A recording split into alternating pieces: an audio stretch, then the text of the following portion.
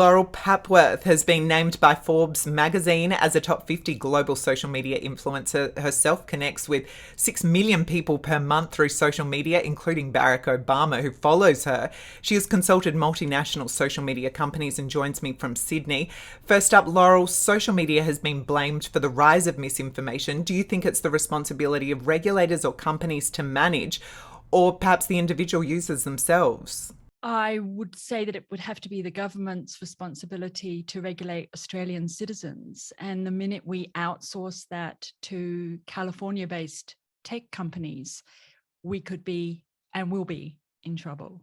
Now, you advise investment companies about the future of social media. What are the major trends that you think will define the future of social media? I'm seeing a lot of investment in artificial intelligence, so semantic-based engines, and not just for, we already know that they underlie ads and advertising platforms, but it's been really interesting to see AI move into copywriting and text writing. So in the future, textbooks, newspaper articles could all be written by artificial intelligence algorithms, I guess.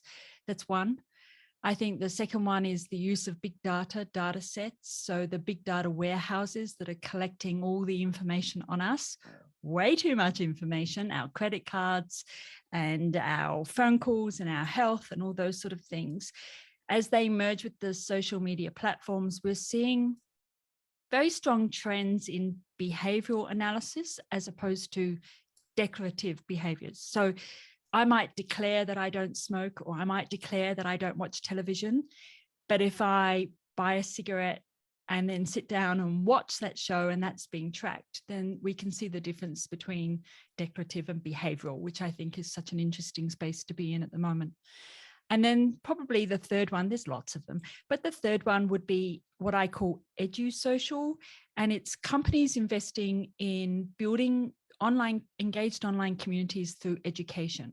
So we see newspapers like the New York Times rolling out online courses, and we see Google's investment in schools in Australia, Google for Schools. And then we see Facebook buying companies like Unacademy in India with tens of millions of students on those platforms. And the old way of social media, which is social media marketing, which is coupons and competitions, are dying out, and people are looking for more sustainable content. So they're looking for educational videos, educational based content, and that will change the face of education in the future. The way universities work today will not work that way in the future. We'll probably be going to Microsoft School and Google School before too long. Now, Laurel, you say these will change the future of education. Can you outline why EduSocial will be so critical in the future? The generations that are coming through today are very interested in nano courses. So they're looking for short form courses.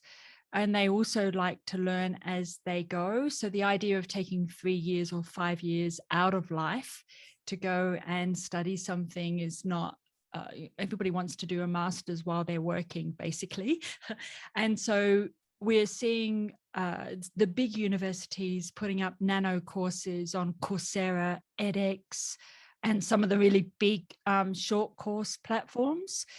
In order to get a medical degree overseas, for instance, in some of the developing countries, the students all do the free Harvard medical course online, but then to get the medical degree from Harvard, you have to go and do their exams and pay to do their exams and get the actual certificate. But it does mean that medical school has been democratized across the world, you know, through free or very, very cheap courses. But what will become prestigious, what the unique selling point will be for these courses will be how they sell that certificate based. So yes, I got a medical degree and I used the Harvard content, but did I study at Harvard?